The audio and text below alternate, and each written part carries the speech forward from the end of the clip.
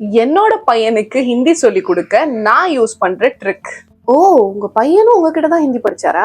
உலகமே ஹிந்தி படிச்சாச்சு பிரியா மிஸ் என்கிட்ட, உங்களை தவிர. என்னோட ஹிந்தி கோச்சிங் ஜாயின் பண்ணணும்னா ஸ்கிரீன்ல தெரியற வாட்ஸ்அப் நம்பருக்கு வாட்ஸ்அப் பண்ணுங்க. போன வீடியோ பார்த்துட்டு அடடா இந்த தப்பு தான் நான் இவ்வளவு வருஷம் பண்ணிட்டு இருந்தேன், இது யாருமே பாயிண்ட் அவுட் பண்ணல, தேங்க்யூ நீங்க பாயிண்ட் அவுட் பண்ணதுக்கு, நான் இதை சரி பண்ணிக்கிறேன் அப்படின்னு நிறைய பேர் மெசேஜ் பண்ணிருந்தீங்க. இந்த மாதிரி பல டிப்ஸ் நம்ம சேனல்ல இருக்கு. நம்ம சேனல்ல சப்ஸ்கிரைப் பண்ணி வச்சுக்கோங்க. நீங்க ஃப்ரீயா இருக்கும் போதெல்லாம் நம்ம சேனல்ல வீடியோஸ் பார்த்துட்டு இருந்தீங்கன்னா நீங்க ஹிந்தி படிக்கும் போது என்னென்ன தப்பு பண்றீங்கிறத நீங்களே யோசிச்சு சரி பண்ணிக்கலாம். என்னோட பையனுக்கு 1.5 வயசு இருக்கும் போதே தமிழ் இங்கிலீஷ்னு 2 மொழியும் அழகா பேச ஆரம்பிச்சிட்டான். ஆனா பிரச்சனை என்னன்னா அவனுக்கு ஃப்ரெண்ட்ஸே கிடைக்கல. ஏன்னா அவன் கீழே போய் ஃப்ரெண்ட்ஸோட விளையாடணும் அப்படின்னா, பார்க்ல விளையாடணும், இல்லைன்னா அவங்களோட சேர்ந்து ஏதாவது டீம் கேம் மாதிரி விளையாடணும் அப்படின்னா அவனுக்கு ஹிந்தி தெரிஞ்சிருக்கணும். ஏன்னா நாங்க இருந்தது நார்த் இந்தியால, இப்ப இருக்கிறதும் நார்த் இந்தியால தான். இங்க குழந்தைங்க பெரும்பாலும் ஹிந்தி தான் பேசுவாங்க. குழந்தைங்க எப்பவுமே லோன்லியா, அதாவது நம்ம தனிமையில இருக்கோம் அப்படின்னு ஃபீல் பண்ணாங்கன்னா அது அவங்களோட growth ரொம்ப அஃபெக்ட் பண்ணும். பிசிக்கல் growth-ஆ இருக்கட்டும், மென்டல் growth-ஆ இருக்கட்டும், ரெண்டுமே பிரச்சனை ஆகும். குழந்தைங்க எப்பவுமே கான்பிடென்ட்டா ஃபீல் பண்ணணும். அதுக்கு அவங்க ஏஜ் குரூப் ஃப்ரெண்ட்ஸோட விளையாடி பழகணும். அதுக்காக நான் ஹிந்தி படிக்க வைக்கிறேன்னு சொல்லி என் பையனை உட்கார வச்சு ஹிந்தி எழுது, ஹிந்தி படி, புக்கெல்லாம் கொடுத்து எழுதெல்லாம் வச்சிருந்தா அவன் கண்டிப்பா ஹிந்தி பேசியிருக்கவே மாட்டான். ஏன்னா உங்களுக்கே தெரியும், குழந்தைங்களுக்கு எழுதுறது சுத்தமா பிடிக்காது. நான் கொஞ்சம் வித்தியாசமான அப்ரோச் ஒன்று யூஸ் பண்ணேன். அந்த அப்ரோச்சை பத்தி தான் இந்த வீடியோல நம்ம பார்க்க போறோம். அவனை விளையாட கூட்டிட்டு போகும்போது நானும் ஒரு நோட் எடுத்துட்டு போயிட்டு இவனோட ஃப்ரெண்ட்ஸ் கூட என்னென்ன பேச வேண்டி இருக்கு அப்படிங்கறத நோட் பண்ணி வச்சுப்பேன். அந்த நோட் பண்ணி வச்ச வாக்கியங்கள்ல ஒரே மாதிரி இருக்கிற சென்டென்சஸ் எடுத்து அது ஒரு ஃபார்மேட்டா மாத்திடுவேன். இதுக்கு பேர் தான் ஃபார்மேட் லேர்னிங் அப்படின்னு சொல்லுவாங்க. இந்த ஃபார்மேட் லேர்னிங் என்னோட கோச்சிங் கிளாஸஸ்ல நான் யூஸ் பண்ணிட்டு தான் இருக்கேன்.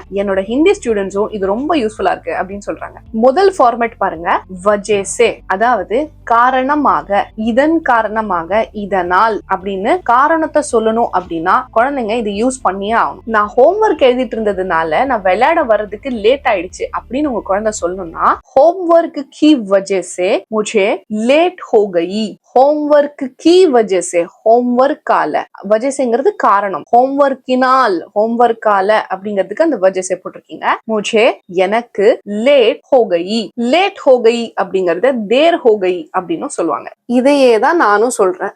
இங்கிலீஷ் படிச்சதால ஹிந்தி படிக்க எனக்கு கொஞ்சம் லேட் ஆயிடுச்சு. ஆமா, கொஞ்சமா ஒரு 30 வருஷம் லேட் ஆயிடுச்சு. இன்னொரு ஸ்டேட்மெண்ட்டை இந்த வஜேசேக்கு பார்த்துட்டா உங்களுக்கு இன்னும் தெளிவா புரிஞ்சிடும். பாரிஷ் கி வஜேசே ஆஜ் ஹம் சுபன் சுபாயி நஹி கேலேங்கே.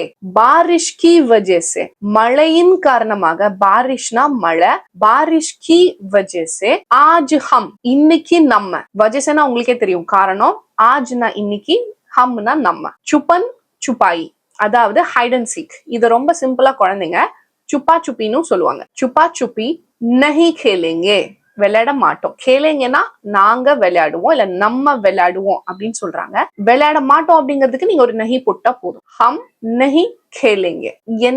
என்ன விளையாட மாட்டோம் சொல்றாங்கன்னா ஹைட் அண்ட் சீக் விளையாட மாட்டோம்னு சொல்றாங்க. ஹம் சுப்பா சுப்பி நஹி கேலேங்கே. இப்ப ஃபார்மேட் நம்பர் 2, ரெண்டாவது ஃபார்மேட் என்னன்னு பாத்திரலாம். இந்த ஃபார்மேட் ஜித்னா உத்னா யூஸ் பண்ற ஃபார்மேட். உங்க குழந்தைங்க சில சமயம் ஸ்நாக்ஸ் எல்லாம் வாங்கிட்டு நான் ஃப்ரெண்ட்ஸோட போய் ஷேர் பண்ணி சாப்பிடுறேன் அப்படின்னு எடுத்துட்டு போவாங்க. அந்த சமயத்துல நீங்க இதை சொல்லி கொடுக்கலாம். ஜித்னா சாஹியே உத்னா லேலோ. உங்க குழந்தைக்கு நீங்க கொடுத்து அனுப்புறதுக்கும் இதை சொல்லலாம். உங்க குழந்தைகிட்ட உனக்கு எவ்வளவு வேணுமோ அவ்வளவு எடுத்துட்டு போ அப்படின்னு சொல்லலாம். சாஹியேனா வேணும், ஜித்னா சாஹியே உத்னா லேலோ, எவ்வளவு வேணுமோ, ஜித்னா சாஹியே அவ்வளவு, அதுக்கு தான் அந்த உத்னா, அவ்வளவு, லேலோ எடுத்துக்கோ அப்படின்னு சொல்றீங்க உங்க குழந்தைகிட்ட. உங்க குழந்தையும் போய் அவரோட ஃப்ரெண்ட், உங்க குழந்தையோட ஃப்ரெண்டு கிட்ட ஷேர் பண்ணும்போது அந்த ஃப்ரெண்டு உங்க குழந்தையோட ஃப்ரெண்டு எவ்வளவு எடுத்துக்கிட்டோம், நான் 2 எடுத்துக்கிட்டுமா, நான் 3 எடுத்துக்கிட்டுமா அப்படின்னு கேட்டா உங்க குழந்தையும் இதையே சொல்லலாம். ஜித்னா சாஹியே உத்னா லேலோ, எவ்வளவு வேணுமோ அவ்வளவு எடுத்துக்கோ அப்படின்னு.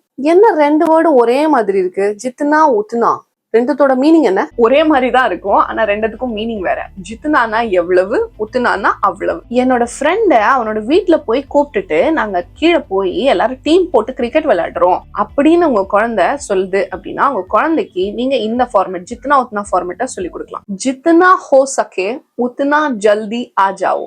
ஜித்னா ஹோ சகே, ஹோ சகே அப்படின்னா முடியுமோ, பாசிபிளோ, எவ்வளவு பாசிபிளோ. ஜித்னா ஹோ சகே எவ்வளவு முடியுமோ, ஜித்னாங்கிறது எவ்வளோ அது உங்களுக்கு தெரியும். ஹோ சக்கே அப்படின்னா முடியுமோ. உத்னா ஜல்தி ஆஜாவ், உத்னானா அவ்வளவு, ஜல்தினா சீக்கிரம், ஆஜாவ் ஃப்ரெண்டு கிட்ட போயிட்டு உனக்கு ஹோம்ஒர்க் எல்லாம் முடிச்சுட்டு எவ்வளவு சீக்கிரம் முடியுமோ அவ்வளவு சீக்கிரம் நீ வந்துரு, நம்ம எல்லாரும் கிரிக்கெட் விளையாடலாம் அப்படின்னு சொல்றதுக்கு இதை உங்க குழந்தை யூஸ் பண்ணி. ஜித்னா ஹோ சக்கே உத்னா ஜல்தி ஆஜாவும். இப்ப நம்ம குழந்தைங்க விளையாடிட்டு சாப்பிட்ற டைம் ஆயிடுச்சு, இந்த ஸ்டம்ப் எல்லாம் அப்படியே இருக்கட்டும், சாப்பிட்டு முடிச்சுட்டு திரும்ப வந்து விளையாடிக்கலாம், இது இருக்கட்டும், இது அப்படியே இருக்கட்டும் அப்படின்னு சொல்றதுக்கு இந்த மூணாவது ஃபார்மேட்டை யூஸ் பண்ணிக்கலாம். இந்த மூணாவது ஃபார்மேட்டை நான் ஒரு ஃபார்முலா மாதிரி மாத்தி கொடுத்துருக்கேன், நீங்களும் அப்படியே படிச்சுக்கோங்க, உங்க குழந்தைக்கும் அப்படியே சொல்லி கொடுத்துருங்க. வினைச்சொல் கூட நே போட்டுட்டு அது கூடவே தோ, தே, தீஜியே இந்த மூணுல எது வேணா போட்டுக்கலாம். மரியாதை கொடுக்கணும்னா தீஜியே போட்டுக்கோங்க, மரியாதை கம்மியா கொடுத்தா போதுன்னா தோ போட்டுக்கோங்க. இப்ப பாருங்க ஒரு சிம்பிள் எக்ஸாம்பிள்,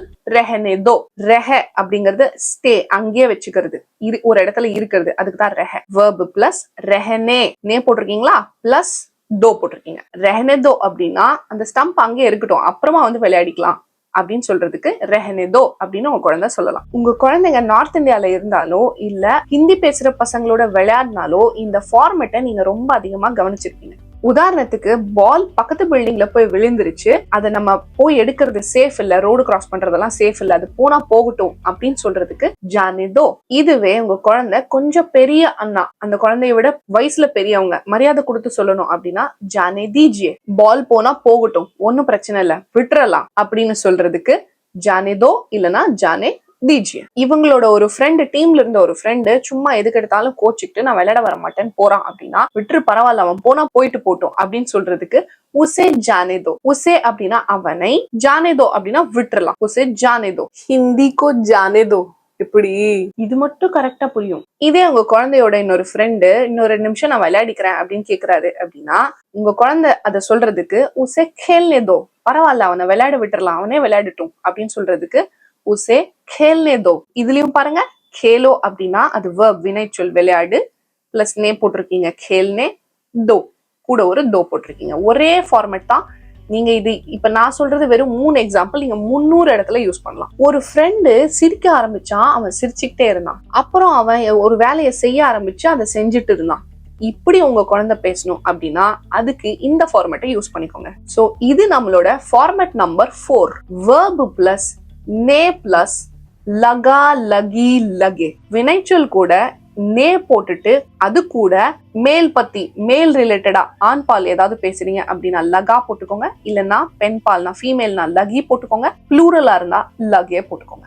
வோ ஹஸ்னே லகா. வோ அவன், ஹஸ்னே, ஹசோனா சிரிக்கிறது, ஹஸ்னே அப்படின்னா சிரிக்க ஆரம்பிச்சு சிரிச்சான், ஹஸ்னே லகா சிரிக்க ஆரம்பிச்சிட்டான், அதுக்கப்புறம் சிரிச்சுட்டும் இருந்தான் அப்படின்னு சொல்றதுக்கு வோ ஹஸ்னே லகா.